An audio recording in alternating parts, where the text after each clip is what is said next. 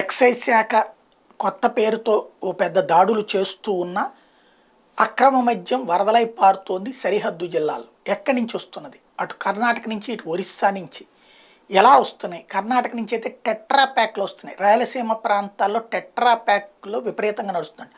Pushpa cinema స్టైల్లో తీసుకొస్తున్నారట. అది auto లోపల పట్టుకుని వస్తున్నారు. ఎట్లా పట్టుకొస్తున్నారో తెలియదు. పోలీసులు అప్పుడప్పుడు చేసి ఓ 4 పట్టుకుని అయిపోయిందని చూపెడుతున్నారు. బెల్ట్ షాపులు అనేటువంటివి నడుస్తున్నాయి. ఎట్లా అంటే ప్రభుత్వం ద్వారా మద్య దుకాణాల్లోని మద్యం కాకుండా ఈ పక్క రాష్ట్రాల నుండి తీసుకొచ్చినటువంటి మద్యాన్ని అమ్మేటువంటి బెల్ట్ షాపులు పెద్ద ఎత్తున పెరిగిపోతున్నాయి. దాన్ని కంట్రోల్ చేయాల్సినటువంటి వ్యవస్థకి ఎక్కువ మ్యాన్ పవర్ లేదు. అదే సందర్భంలో సాధారణ ప్రజలకు తిరుగుబాటు లేదు. తెలుగుదేశం విపక్షాలు గట్టిగా తగులుకోవట్లేదు. ఎందుకంటే ప్రభుత్వాన్ని విమర్శిస్తున్నారు తప్పించి ఆయా బెల్ట్ షాపుల్ని పట్టుకుని ప్రజలకు చూపించే ప్రయత్నం చేయటం లేదు. దీంతో యథేచ్ఛగా సాగిపోతుంది.